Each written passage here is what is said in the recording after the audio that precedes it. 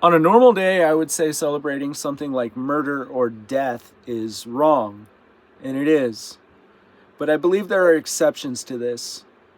I believe Ian Watkins is an exception to this.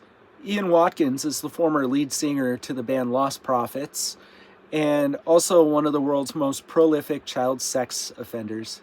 He raped children, he raped infants, he terrorized the mothers, probably did the same to them, and he got caught by the British government. Now, I believe the sentence should have been death, but it was 40 years. Yesterday, one of his fellow prisoners took justice into his own hands and killed Ian Watkins. I think that's one we can celebrate, boys. We watched evil leave the world.